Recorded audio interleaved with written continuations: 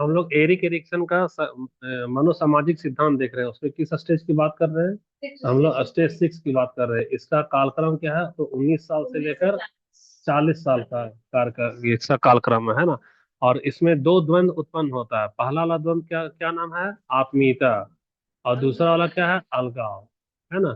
तो आत्मीयता उत्पन्न होने के लिए क्या क्या शर्तें हैं?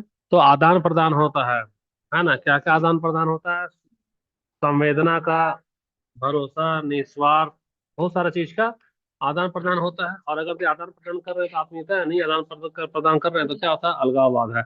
और इसका प्रशासन में क्या फायदा होता है, या मान लो शिक्षण में क्या फायदा होता है आत्मीयता का? हम अपने बच्चों के नजदीक बैठते हैं, उसकी समस्या को धैर्य से सुनते हैं। कई सारा टीचर खड़ूस होता है, बच्चा से बात नहीं करेगा, क्यों? यानी वह आदान प्रदान नहीं कर रहा है। तो आदान प्रदान नहीं कर रहा तो टीचर और स्टूडेंट के बीच में कनेक्शन या बॉन्डिंग अच्छा होता है क्या? नहीं होता है। यहाँ एक अधिकारी है जो बैठा हुआ है, वह क्या दिखा रहा है? अलगाव का प्रतीक है कि आत्मीयता का प्रतीक है? आत्मीयता का प्रतीक है। तो ठीक है, अब निस्वार्थ प्रेम क्या होता है? तो एरिक एरिक्सन के अनुसार, थोड़ा सा इसको छोटा कर लेते हैं एक बार। देखो, अब देखो कौन सा गुण अगर आत्मीयता तुम्हारा जीत गया, आत्मीयता तुम्हारा क्या, इंटीमेसी अगर जीत गया, तो उससे उत्पन्न क्या हो रहा है बता सकती है? लव उत्पन्न हो रहा है। तो लव हमारा पॉजिटिव है, इसलिए उसको क्या कहा गया? गुण। गुण का मतलब क्या? वर्च्यू। समझना।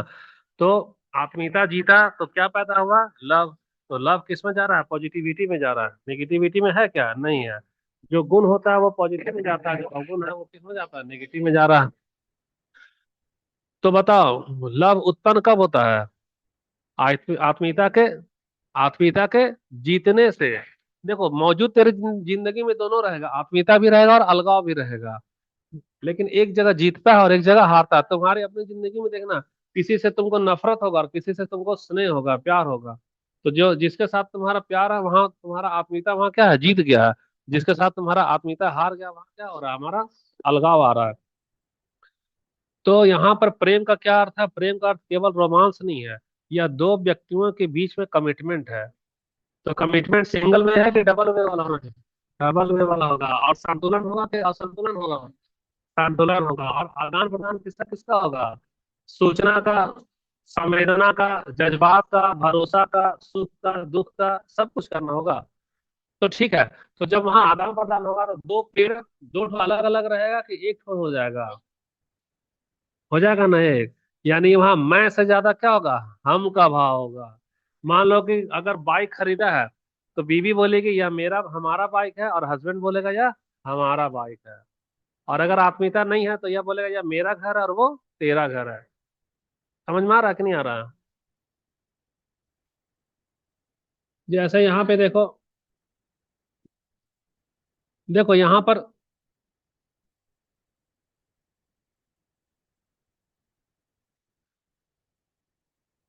देखो गौर से सोचना।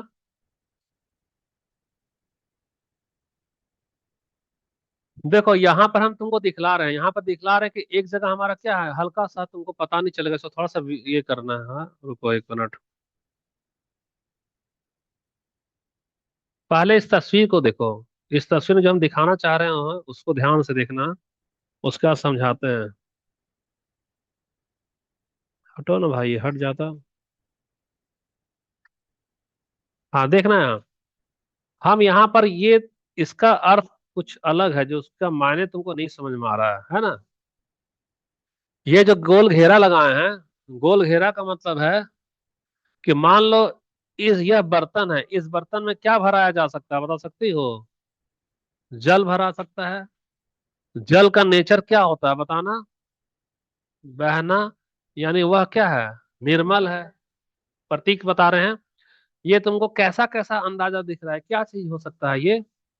कांटा। यानी यह क्या है? कांटा है। कांटा क्या देता है बता सकती हो? दर्द देता है। अब देखो, दिव्या तुम्हारा बहुत इंपॉर्टेंट चीज छूट रहा है, बाद में बहुत पछताएगी, और ना ही इसका रिवीजन होगा, याद रखना। तो बैठा के गोदी में रखो, इधर देखो। हाँ। अब देखो है क्या कि यह लड़का जल के जैसा क्या है, निर्मल है। तो पूरी तरह से निर्मल होने से काम चलेगा क्या? दुनिया तुमको ठग देगा। यानी यह बेवकूफ है। लोटा में दूध भी डाल दो तो दूध लोटा बन जाता है, आकार ले लेता है। पानी डालो वह भी आकार लेता है। यानी यह लड़की बता रही है कि तुम बहुत ही बेवकूफ हो। मूर्ख आदमी मूर्ख बना देगा, चालाक आदमी चालाक, जो बहकाता उसी में तुम बहक जा रहे हो। तुम बहुत ही निर्मल हो। तो यह इसकी मजबूती है कि कमजोरी है? कमजोरी है। और यह लड़की के लिए एक कांटा है। तो कांटा क्या है? दर्द है, चुभता है। यानी इस लड़की में कमजोरी है कि इसका जुबान जो है बहुत नुकीला है। हमेशा बोलती है तो क्या देती है? दर्द देती है और तकलीफ देती है। दिल में क्या होता है? एकदम वो प्रहार होता है। तो देखो इस लड़के की यह कमजोरी है। भले निर्मलता है लेकिन यह इसकी नजर में क्या है? कमजोरी है। और इस लड़की की जुबान कैंची जैसी चल रही है, तो इस लड़के के नजर में यह क्या है? कमजोरी है। तो भी दोनों एक दूसरे का हाथ को थामे हुए हैं। तो थामे हुए हैं। और दोनों के लिए यहाँ एक सूर्योदय रखे हैं, है ना। यानी कि नई जिंदगी की शुरुआत। नई जिंदगी की शुरुआत का मतलब यह है, इसकी कमी को जान रहा है कि हमें दर्द देगी, फिर भी उसको आत्मसात कर रहा है, आत्मीयता हो रहा है।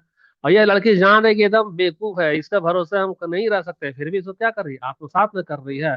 तो एक दूसरे की कमी को यहाँ अस्वीकार कर रही है कि अस्वीकार कर रही है? स्वीकार कर रही है ना। तो ये कहाँ होता है? लव में होता है कि घृणा में होता है? प्रेम में है कि घृणा में है, बताना।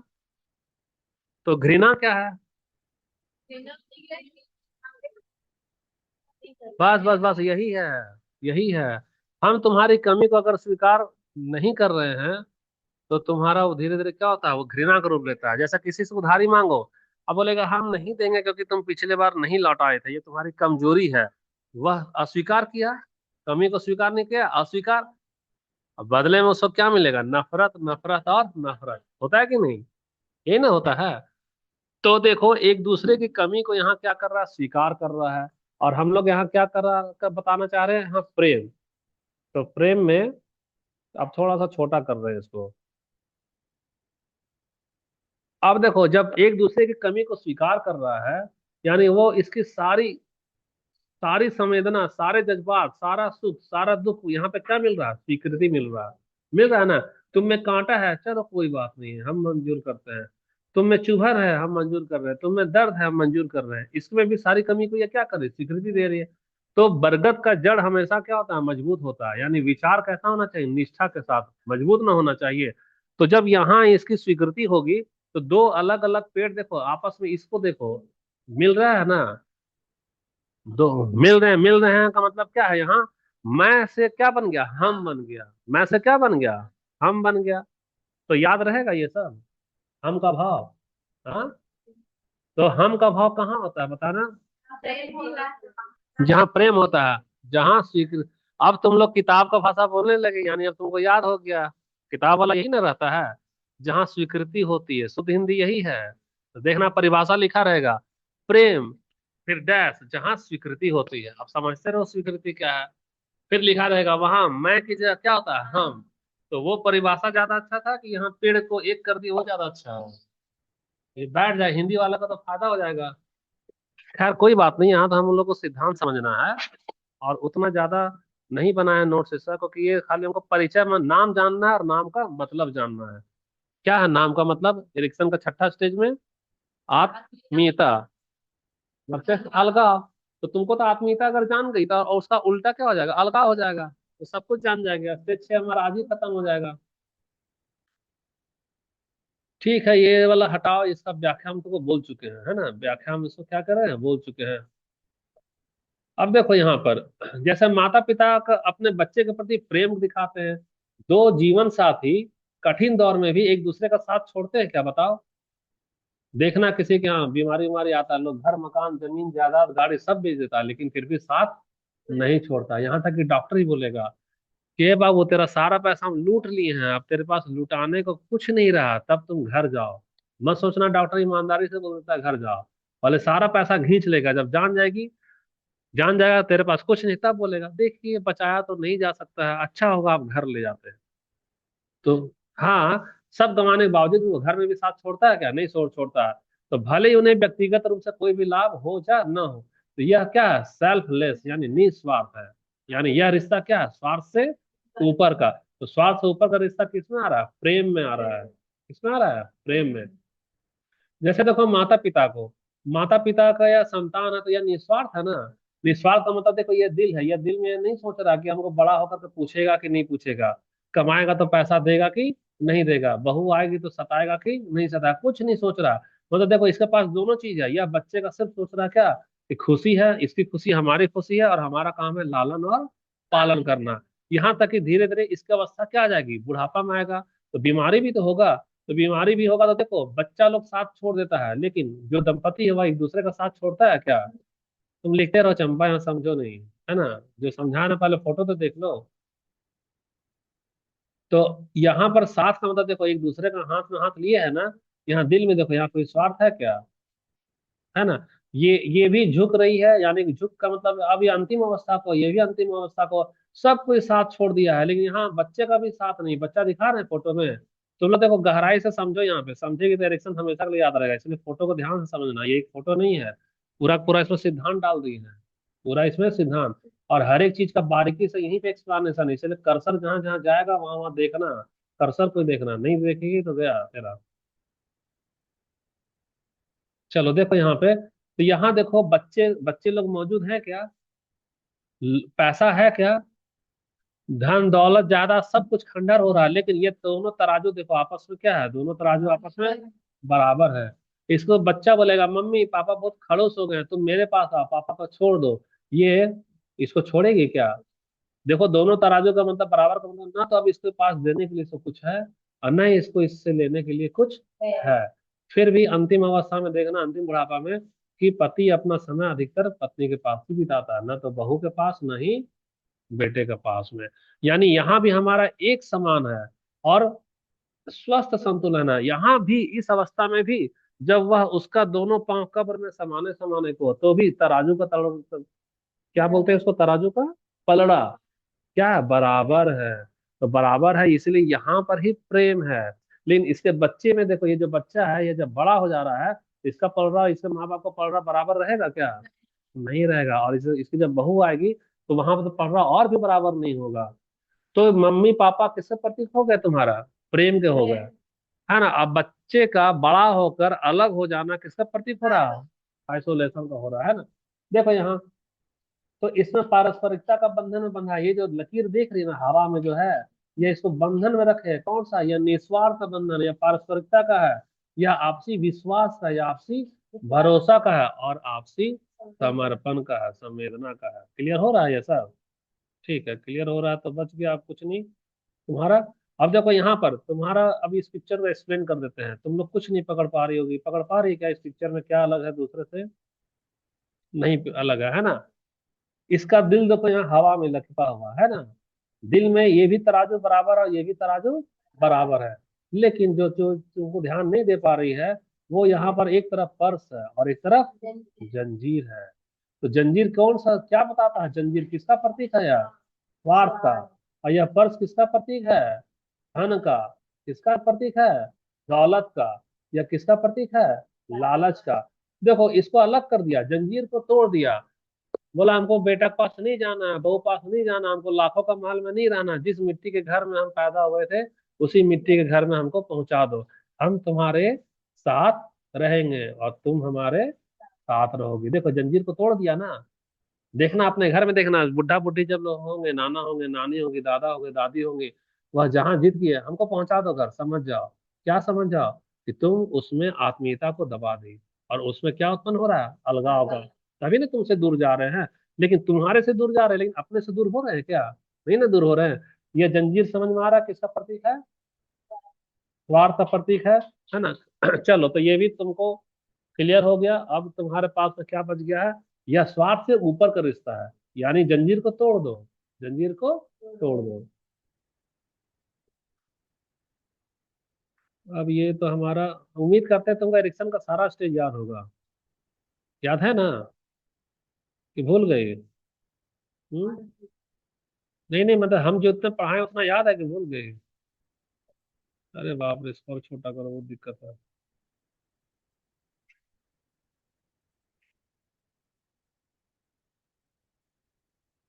ठीक है, यहाँ पर क्या क्या शब्द है?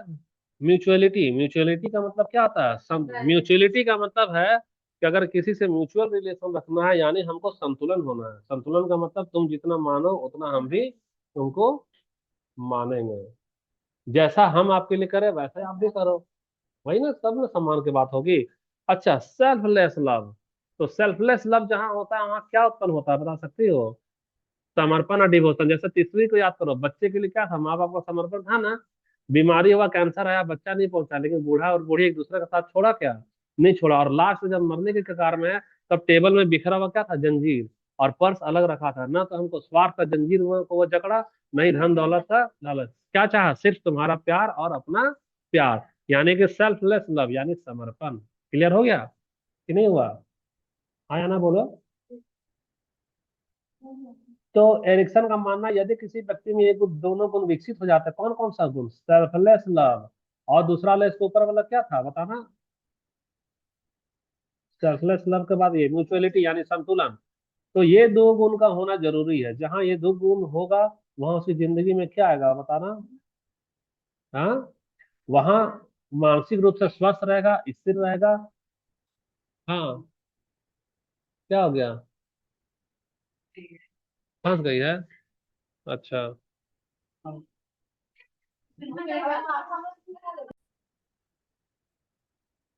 तो देखो, वह कभी अकेलापन महसूस नहीं करेगा, नहीं किसी पर निर्भर होगा।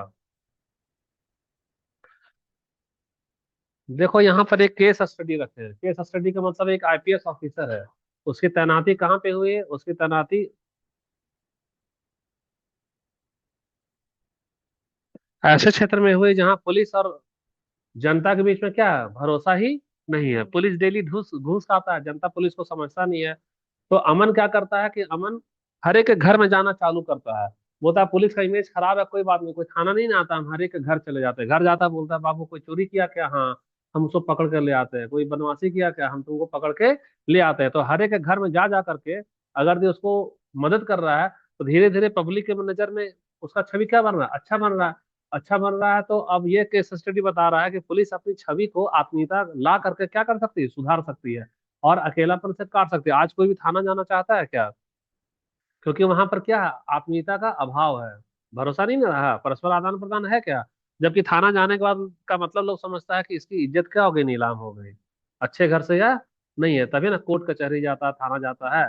यानी यहाँ आत्मीयता देखो कितना बड़ा भूमिका निभाता है। आत्मीयता कितना बड़ा भूमिका निभाता है। अगर आत्मीयता है, तो वह क्या, यही लव हमारा क्या वर्चू, यानी यही हमारा गुण है।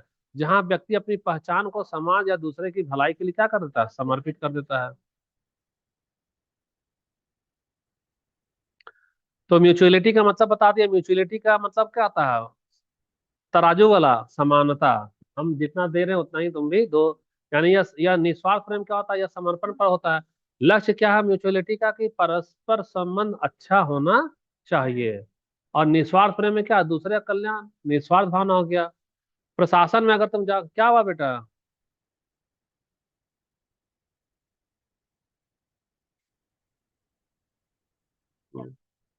टीम वर्क और जनता के विश्वास के लिए जरूरी है। कि हम लोग जब टीचिंग में आएंगे तब कह रहा है कि तुमको नैतिक साहस के लिए क्या चाहिए? निस्वार्थ प्रेम चाहिए। और टीम वर्क, जैसा स्टूडेंट को और टीचर के बीच में रिलेशन कब होगा? जब आत्मीयता होगा तब ना। तभी ना वो अपना सब कुछ शेयर करेगा। छोड़ो इसको, हटाओ इसको, खत्म कर रहे हैं ना। जब ये दोनों मिलते हैं, म्यूचुअलिटी और सेल्फलेस लव, देखो ये दोनों, जब हम पूछ रहे हाईएस्ट कब होता है, क्या? इंटीमेसी यानी आत्मीयता। आत्मीयता का स्तर होता ना है। आत्मीयता का स्तर मान लो ये बोलेगा उच्चतम स्तर, और ये वाला बोल रहा है निम्नतम स्तर। तो उच्चतम स्तर हाईएस्ट कब होगा? जब यह जुड़ गया क्या? म्यूचुअलिटी और सेल्फलेस लव, यानी कि आदान प्रदान समान स्तर पे हो, और जहां निस्वार्थ आ जाए, बिना स्वार्थ का, तब आत्मीयता हावी हो जाएगा, ज्यादा हो जाएगा।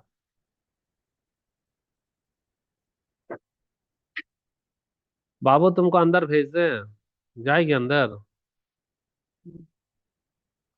अच्छा ठीक है, थोड़ा देर और है बस, अलगाववाद 10 मिनट में खत्म हो जाएगा, है ना?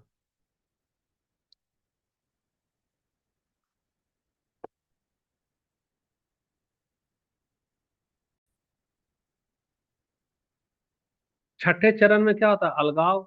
अलगाव यानी कौन सा बता दिया, पॉजिटिव है कि निगेटिव है? निगेटिव है। यह तब पैदा होती है जब एक व्यक्ति दूसरे के साथ अपनी भावना और जीवन को क्या करता है, साझा करने में। देखो तुम लोग हल्के, मैंने पता नहीं लाइन जल्दी पढ़ दिए। यहाँ एक चीज लिखा, क्या लिखा, भावना। भावना को यहाँ एक वर्ड है क्या, साझा। और यहाँ पे क्या लिखा, विफल। देखो जब तुम अपना दिल की बात दिल में दबा के बैठे रहेंगे ना, आप बोली फलाना को मत कहिएगा, ढकाना को मत कहिएगा, उसको मत कहिए, इसको मत कहिए, अपने मन में रहिए। तो वहां क्या होता है, तुम्हारा अलगाव होता है। क्या होता है, क्या होता है बात, अलगाव होता है। इसीलिए कभी भी ज्यादा कुंठित नहीं होना चाहिए। उसको हम लोग बोलते हैं क्या, भीतर गुनना, भीतर भीतर गुन करते रहेगा। उसको जितना तुम खुला हुआ दिल का रहो, जितना शेयर करो उतना ज्यादा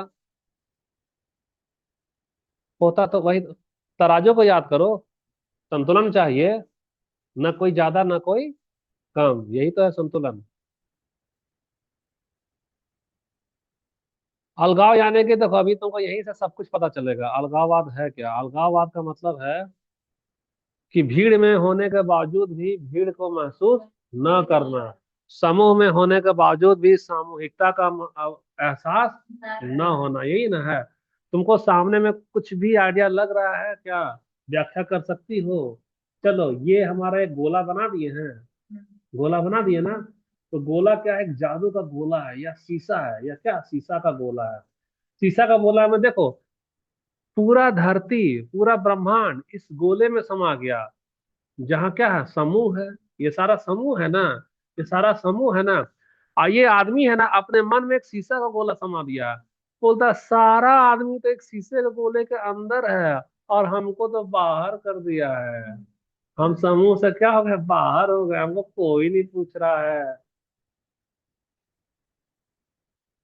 तुमको ये पिक्चर का एक्सप्लेनेशन वो नहीं है जो दिखता है, याद रखना। जब हम बोलेंगे तभी इसका मायने समझ में आएगा। इसलिए नजर फिसला, कॉपी में गया, ये सब कुछ उड़ जाएगा। क्योंकि एक एक चीज यहाँ डाले हैं, क्यों, एक एक चीज यहाँ परिभाषा से जोड़ा हुआ है ना। हम मान लो तुम लिख रही है यहाँ शीशा गोला, हम बता रहे तुम देख ही नहीं रही, तो फिर वहां एग्जाम में घर जाएगी तो समझ पाएगी तुम। तो देखो यह शीशे का गोला क्या कर रहा है, यह अब यह सच में कोई आदमी गोला में होता है क्या, नहीं ना होता है। लेकिन यह गोला अपने मन में बना लिया, क्या बना लिया अपने मन में। अब मन में बना लेने का बोला कि पूरा गोला में कौन समा गया, संसार समा गया। और खुद को गोला से क्या कर लिया, बाहर कर लिया। अब सोचो हम क्या बताते हैं, जो आदमी डिप्रेशन में होता है वह मानता नहीं है कि हम डिप्रेशन में हैं। समझो इस चीज को, क्योंकि वह अदृश्य होता है। यहाँ पे देखना, ऐसा संभव है क्या कि पूरी धरती अलग हो गई और यह धरती का गोला से बाहर हो गया, नहीं ना होता है। लेकिन यह अपने मन में क्या करता है, एक गोला बना लिया, कल्पित गोला, कल्पना गोला। उसे भरोसा नहीं ना करेंगे, उसके साथ मत हंसना। उसको पैसा मत देना, कभी नहीं लौटाएगा। उसका हाथ कभी मत पकड़ना, वो तो एक दिन साथ छोड़ ही देगा। अरे वो आज में तेरा मदद कर रहा है, कल उसका जैसी ट्रांसफर होगा वैसे तो वो भूल जाएगा। इसीलिए आज का मदद स्वीकार मत करो। तय नहीं होता है। तेरी पड़ोसी बोलती है कि ना साथ, यार ये आपका क्या आज है यहाँ, कल वहां चले जाइएगा। कितना मेंटेन करे। अब हो क्या रहा है, तुम अपने मन से एक मजबूत कांच वाला गोला बना ले रही है, जो कि बुलेट प्रूफ है। न गोली से टूटेगा, न बम से, न ही धमाका से। यानी पूरा समूह इसके अंदर समा गया।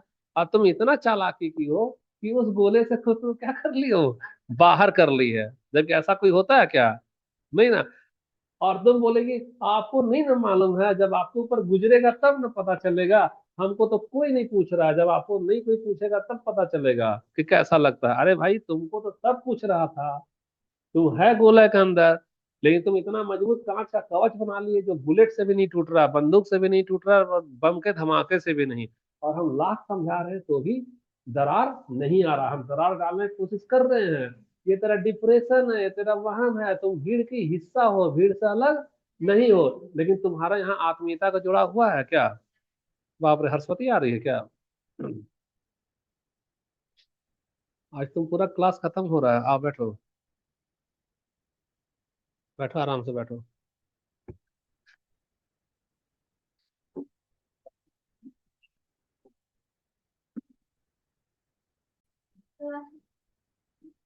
क्या बोली, एमसी का भी थोड़ा बार्गेनिंग में डिस्टर्ब थे। मनीष सर, अमित सर लोग के साथ में बना नहीं पा रहे थे। एमसी को तो हमारा तो एमसी को का दिक्कत नहीं है, उन लोग को बनाने में टाइम लगता है।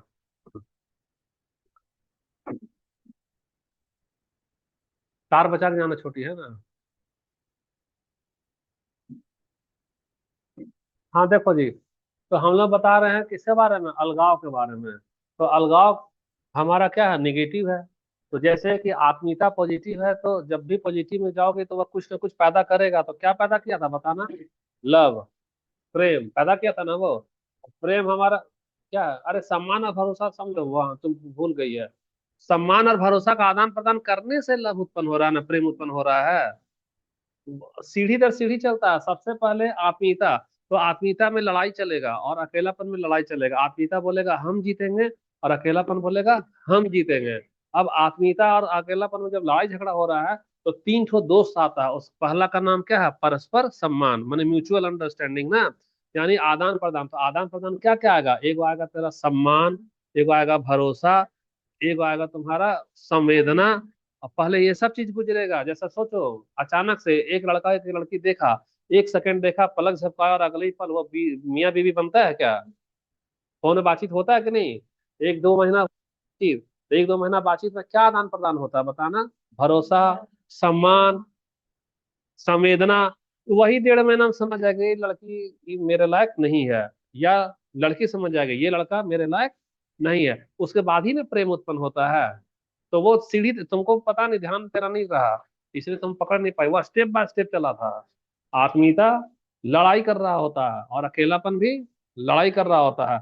तो वहां दो चार एंट्री मारता है, जैसा होता है ना हीरो और विलेन का।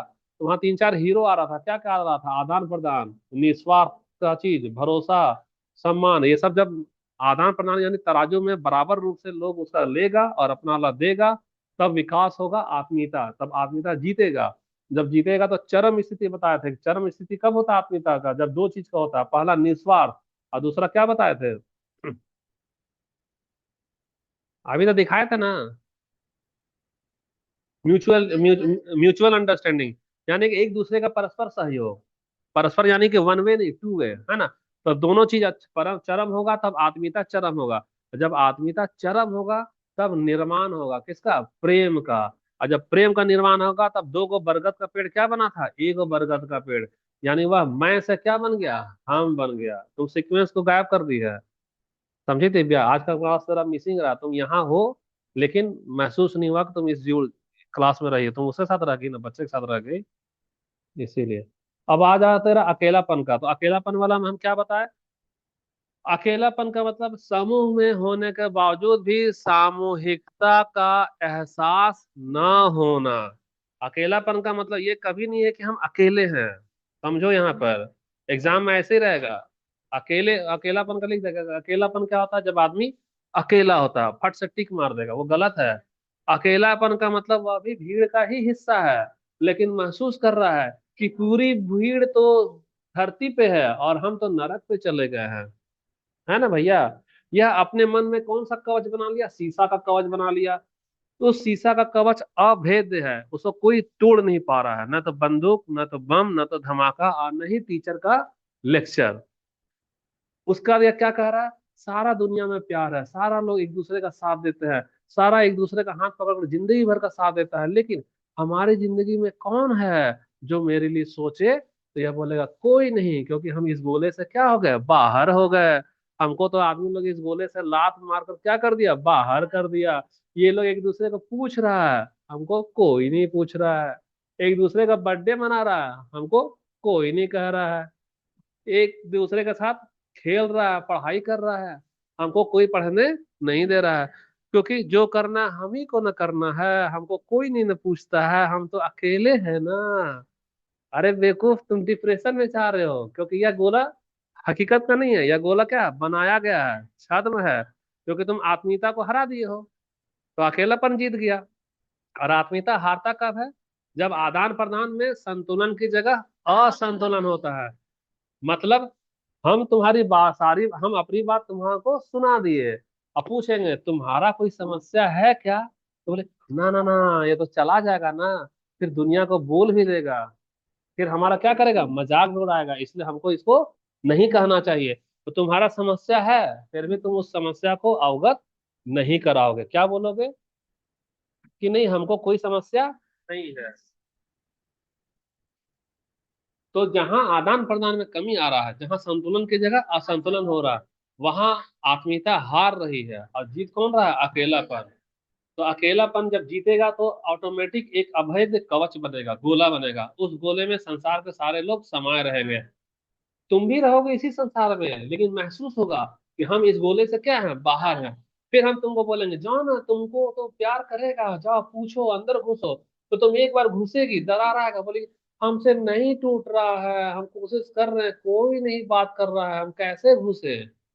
यह दुनिया हमारे लिए नहीं है। और ज्यादा देर तक छोड़ देंगे तो क्या करेगा आदमी? टपक जाएगा, सुसाइड कर लेगा, डिप्रेशन में आ जाएगा। अकेलापन समझा दिया तुमको, है ना? तो तुम्हारा आत्मीयता खत्म हो गया, अकेलापन खत्म हो गया। पिक्चर को थोड़ा सा देखो। जैसे यहाँ एक नौजवान है, अंधेरे अस्त व्यस्त कमरे में छोटी सी मेज पर अकेला बैठा है। तो अकेला बैठा है तो ये किसको दिखा रहा है? यह आंतरिक मानसिक स्थिति यानी मेंटल स्टेज दिखा रहा है। तुम्हारा तूफान मन के अंदर है। जिंदगी में सच में वैसा कोई तूफान नहीं है, कोई तुमको भीड़ से अकेले नहीं किया है। लेकिन तूफान तुम कौन लाए हो? स्वयं लाए हो। वह मन के अंदर का है। तो मन के अंदर का है तो वह तुम्हारा क्या है? कोरी कल्पना है। होता है फीलिंग, हमको कोई नहीं पूछता है, हमको कोई नहीं मानता है, तो हकीकत है क्या? हकीकत नहीं। तुम्हारे बिहेव में चेंज करना होगा, तुमको तुम्हारे व्यवहार में क्या लाना होगा? बदलाव लाना होगा। सबसे महत्वपूर्ण तत्व क्या हुआ? बड़ा पारदर्शी लेकिन अभेद कांच का गोला है जिसने उसे घेर रखा। यह गोला उसका अलगाव है। अलगाव न कर दिया। यह कवच उसे बाहरी दुनिया से सुरक्षा तो दे रहा है, लेकिन उसे कैद भी कर रहा है। अंदर घुसने दे रहा है क्या? और ये गोला में कैद कर दिया क्या? अरे मेरे दोस्त, हमको फोन मत करो, हम तेरा फोन नहीं उठाएंगे। दोस्त बोले चलो मेरा पार्टी में, बोले ना ना ना, तुम गोले के अंदर रहो, हम तेरा पार्टी में नहीं जाएंगे। यानी इसको अकेला में, अकेला रहने से यह गोला इसको सुरक्षा दे रहा है कि ठीक है ना, हम उससे पार्टी में नहीं जा रहे, हम अकेले ही ठीक है। लेकिन यह और भी दलदल में क्या हो रहा है? फंसता जा रहा है। और देखो यहाँ पर आगे, देखो यहाँ पर अब उसके मन में दो को दुनिया हो जाती है। एक हो जाती है बाहरी दुनिया और एक हो जाती है आंतरिक दुनिया। जबकि सही कहो, दुनिया दो में बटी है क्या? अगर ये सब कोई तो धरती पे है, चांद में कोई रह रहा है क्या? लेकिन यह पूरी दुनिया को कहाँ पहुंचा देता है? चांद में। कि वो लोग चांद में हैं, प्यारे प्यारे लोग, और हम तो कहाँ है? नरक में रह रहे हैं। दो दुनिया का निर्माण हो गया ना। तो दो दुनिया का निर्माण है, वह हकीकत है कि छलावा है? तो यही वजह है कि डिप्रेशन में होने वाला आदमी कभी भी मानता है क्या कि हम डिप्रेशन में हैं? क्योंकि वह छलावा को क्या समझता है? हकीकत समझता है। क्योंकि उसकी जिंदगी में महसूस हो रही है कि वह तो अकेला है। वह क्या है? अकेला है। अब बाकी के सारे लोग क्या है? दूसरी दुनिया में है। लाख समझाओ तो फिर उसको दवा देना पड़ता है। सही में दवा दिया जाता है क्लिनिकल ट्रायल में। अकेलापन बहुत खतरनाक चीज होता है। अगला देखो, गोले के अंदर व्यक्ति पूरी तरह अलग थलग है। वह खिड़की से बाहर देख रहा है जहां बारिश हो रही है। देखो यहाँ पर, यह इस गोले के अंदर देख रहे हैं, यहाँ प्यार है, यहाँ मोहब्बत है, यहाँ एक दूसरे का साथ है, यहाँ एक दूसरे का सहयोग है। ये जितना ज्यादा इसको देखेगा ना, उतना ज्यादा इसकी उदासी और अकेलेपन को क्या करेगा? बढ़ाएगा। सोच अब इसका रिएक्शन कितना खतरनाक हो रहा है। दुनिया में प्यार मोहब्बत तो है ना, किसी के यहाँ पार्टी होगा, सोचेगा उसके यहाँ पार्टी हो रहा है, लेकिन उसको बुलाएगा भी, लेकिन हम तो नहीं जाएंगे ना। वह आनंद से जुड़ाव महसूस कर पाएगा क्या? और जितना ज्यादा उमंग देखेगा, उतना ज्यादा वह और भी अकेलापन का शिकार होगा, और ज्यादा अकेलापन का शिकार होगा। क्यों होता है? क्योंकि वह सोचता है कि वह दुनिया कैसा है, खाली देखने के लिए है, उस दुनिया में हम शामिल नहीं हो सकते हैं। अब सोचो, अपनी जिंदगी में याद कर लो, कौन कौन दोस्त है जो तुम्हारा पार्टी में आने से कतराता है, या हर एक का पार्टी में जाने से कतराता है? वह आत्मीयता का शिकार है कि अकेलापन का शिकार है? हम्म। दिखावटी जुड़ाव। दिखावटी जुड़ाव का मतलब देखना यहाँ पर, सामने में तुम्हारा व्यक्ति के सामने मेज पर कई चमकती हुई स्क्रीन है। स्क्रीन का मतलब है, मान लो कुछ फोन है, टैबलेट है, फेसबुक है, यूट्यूब है, जो कोई है ना, व्हाट्सअप है ना। तो यहाँ दिखा रहा है कि बहुत सारा लाइक्स है, बहुत सारा नोटिफिकेशन दिख रहा है। तो एरिक्सन के नजरिए से यह वर्चुअल इंटीमेसी है, यानी कि वह अपने गहरे अलगाव को छुपाने का क्या है? एक तरीका है। जैसे हम क्या बोले थे कल, कि भले लाख मुसीबत हो, बाल तुम्हारा एकदम बिखरा बिखरा है, मुसीबत है, लेकिन जब सेल्फी लेगी तो कौन वाला फोटो डालेगी? खराब वाला कि अच्छा वाला? अच्छा वाला। तो अच्छा वाला यानी तुम चाह रही है कि लोग हमको नहीं सोचे कि हम अकेला हैं, हमारा बाल बिखरा बिखरा है। जैसा इसका बाल है वैसे हमारा भी बाल रहे, जैसे ये सज रहा है वैसे हम भी सजे रहे, जैसे ये स्मार्ट बन रहा है वैसे हम भी स्मार्ट रहे। लेकिन वह तुम्हारे खोखलापन को क्या करता है? उजागर कर देता है। तो अगर समझने वाला होगा तो वह समझ जाएगा क्या, कि तुम अकेलापन का क्या हो चुके हो? शिकार हो चुके हो। देखो सामने में यहाँ लैपटॉप है ना, ऐसे लोग इसमें ज्यादा समय बिताएंगे, सोशल मीडिया का ज्यादा सहारा लेंगे। अकेलापन में आदमी को देखो, उसका सब कुछ छीन लो, रह जाएगा, मोबाइल छीन के देखो, नहीं रह पाएगा। तो वह इसको क्या मानता है, सच्चा साथी। लेकिन यह तो कौन सा है, यह भ्रम वाला साथी है। यह क्या, भ्रम वाला साथी है। तो अकेला पर भी खत्म हो गया तुम्हारा। तो केस स्टडी को छोड़ दो, है ना।